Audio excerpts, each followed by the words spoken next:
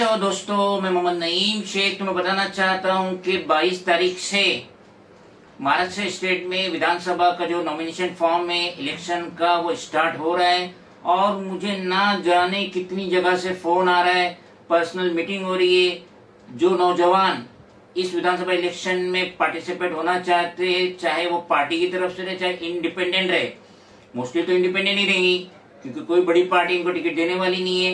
अब उनको पता नहीं है कि हमें विधानसभा का इलेक्शन लड़ने के लिए क्या करना चाहिए। तो जैसा कि मैं 2019 में भी 184 बाइकल्ला और 186 मुंबा देवी से अपनी किस्मत आजमा चुका हूं और हाल फिलहाल में जो 2024 का लोकसभा इलेक्शन हुआ था उसमें भी मैं मुंबई साउथ से अपनी किस्मत आजमा चुका हूं, तो मुझे पूरी जानकारी है। तो इन डिटेल्स में मैं आपको बता रहा हूं, बड़े गौर से देखो। कोई नहीं बताएगा, कोई पॉलिटिकल पार्टी नहीं बताएगा क्योंकि कोई भी नहीं चाहता कि नौजवान इस फील्ड में आए। तो मैं बता रहा हूं, अगर आपको विधानसभा का इलेक्शन लड़ना है तो सबसे पहले आपको आपका जो वोटिंग कार्ड है उसका उतारा निकालना होगा। सबसे पहले ये इंपॉर्टेंट है। तो उतारा कैसे निकलेगा? अब आप जो कॉन्स्टिट्यूंसी में, जैसे मेरा कुलाबा कॉन्स्टिट्यूंसी का इलेक्शन कार्ड है तो उसकी जो ऑफिस है JJ 8 अंजुमन स्कूल के बाजू में CSMT के सामने, वहां जाके एक फॉर्म भरिए और 10 रुपए का कोर्ट फी लगाइए जिसमें आप अपना मोबाइल नंबर लिखेंगे, एड्रेस लिखेंगे, इलेक्शन कार्ड का नंबर लिखेंगे और उसकी सीरियल नंबर ऑफ पार्ट, आपका जो इलेक्शन कार्ड है उसका सीरियल नंबर ऑफ पार्ट क्या है वो मोबाइल से निकाल लेना, ऐप आता है, वो फॉर्म भरिए और भरते टाइम कह दीजिए कि मैं ये इलेक्शन लड़ रहा हूं, तो उन लोग एक दिन में आपको वो दे देंगे। अब वो जो उतारा देंगे वो ये है, ये फर्स्ट पेज है और इसका सेकंड पेज है और जहां पे आपका नाम है उसको लोग हाईलाइटर करेंगे और ये 50 रुपए की रिसिप्ट है, आपको 50 रुपया अदा करना है। मैंने 2 उतारा निकाला क्योंकि मुझे 184 Byculla constituency in front of Yamini Yashwant Yadav और 186 Mumba Devi constituency in front of Amin Patel के सामने अपनी किस्मत आजमाना है। अब एक काम तो हो गया, नंबर 1। नंबर 2, सबसे पहले आप जाके बैंक में अपना सेविंग अकाउंट खोलेंगे ओनली फॉर इलेक्शन पर्पस, और वो बैंक रहना चाहिए नेशनलाइज, कोऑपरेटिव बैंक नहीं चलेंगी। तो आप नेशनलाइज बैंक में, जैसे मैंने SBI में अपना अकाउंट खोला और ये अकाउंट खोलने के साथ आपको चेकबुक भी लेना पड़ेगी। नंबर 2 पहला उतारा, नंबर 2 बैंक अकाउंट।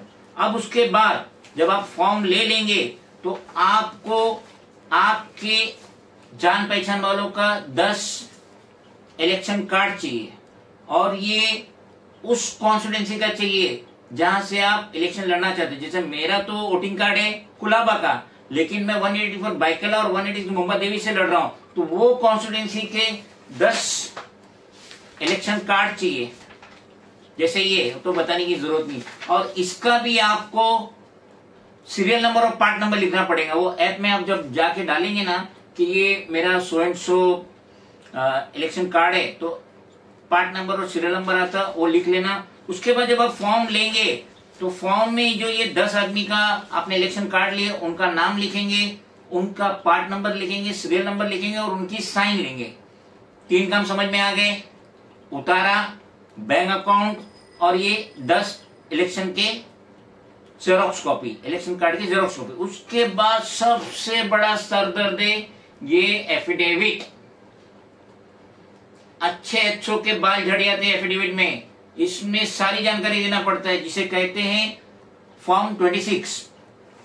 ये फर्स्ट पेज है, ये 100 रुपये स्टैम्प पेपर पे रहेगा, स्टैम्प पेपर नाम का रहेगा और उसको रजिस्टर्ड नोटरी कराना है और हर बॉटम में आपको साइन करना है। देखिए इलेक्शन का फॉर्म 22 तारीख को निकलने वाला है, लेकिन मैंने 1 हफ्ता पहले अपनी पूरी तैयारी कर लिया, पूरा ले लिया। 22 तारीख को मैं स्टैम्प पेपर भी परचेस कर लिया, 22 तारीख की डेट में मैं रजिस्टर्ड नोटरी कराऊंगा। तो ये फर्स्ट पेज है और उसके बाद पेज नंबर 2 है, तो उसमें आप आपकी खुद के, आपकी बीवी, आपके बच्चे, तो उनका election income tax pan card number है, वो नंबर आएगा और उसके बाद उनका पिछले 5 सालों का IT रिटर्न अगर भरते हैं तो देना। जैसे मेरी पूरी फैमिली का है, फर्स्ट मेरा, मेरी वाइफ, मेरा लड़का, दूसरी बच्ची, और वो ये जो डिपेंडेंट लिखते हैं 1 2 3 3 का ही रहता है, 4 और 5 का नहीं रहता। अगर आपके तो बढ़ा देना।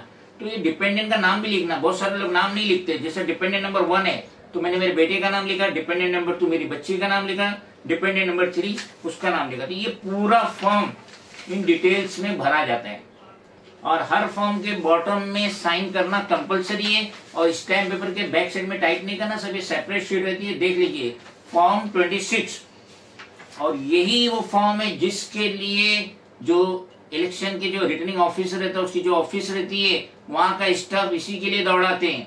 अगर ये टेबल के अंदर आपने कोई गैप दे दिए, कोई लाइन ब्लैंक छोड़ दिए तो आपको दौड़ाएंगा, बार बार दौड़ाएंगा और बोलेगा ये पेज चेंज करो और नोटरी का इनिशियल लेकर आओ। ये पूरी डिटेल है।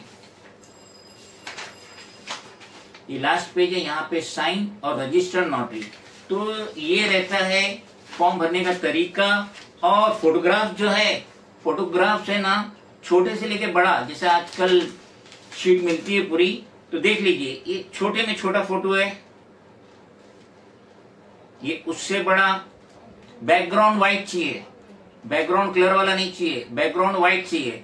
ये हो गया, ये उससे छोटा फोटो हो गया। इस तरीके से ये फोटो आपको, एक तो ये एफिडेविट जो आता है फॉर्म 26 उसमें लगाना है और बाकी उनको देना है पीछे नाम लिख के, और वो आइडेंटिटी कार्ड आप करेंगे तो उसके लिए भी ये फोटो यूज होता है। तो छोटे बड़े फोटो चाहिए और यही तरीका है और इसी तरीके से फॉर्म भरा जाता है। अब अगर आप पार्टी की तरफ से लड़ रहे हो तो पार्टी ए फॉर्म और बी फॉर्म देंगी और कोई भी रिटर्निंग ऑफिसर, सुन लो गौर से, कोई भी रिटर्निंग ऑफिसर आपको गाइड नहीं करेंगे कि फॉर्म ए क्या होता है, फॉर्म बी क्या होता है। अगर आप उससे बोलेंगे हमको बताया फॉर्म ए बी क्या होता है तो वो कहेंगे कि इतना बड़ा जो मैंने बंच दिया हूं ना आपको, आप पढ़िए या आप अपने अकाउंटेंट से पूछिए, लेकिन रिटर्निंग ऑफिसर को इसमें गाइड नहीं करेंगे। फॉर्म ए देख लीजिए, ये है फॉर्म ए अगर पार्टी की तरफ से लड़ रहे, और इसका है पेज नंबर 2। ये मेरा पूरा प्रिपरेशन है, मुझे जनरल सेक्रेटरी और ट्रेजरर की साइन लेना है क्योंकि नेशनल प्रेसिडेंट मैं खुद ही हूं। ये है फॉर्म बी। और फॉर्म बी में एक बहुत खास बात है कि अगर आप इलेक्शन लड़ रहे, खुदा ना खास्ता किसी वजह से आप नहीं लड़े तो आपका अल्टरनेट कौन रहेगा, तो उसका नाम इधर देना, उसका नाम, उसके फादर का नाम और उसका एड्रेस।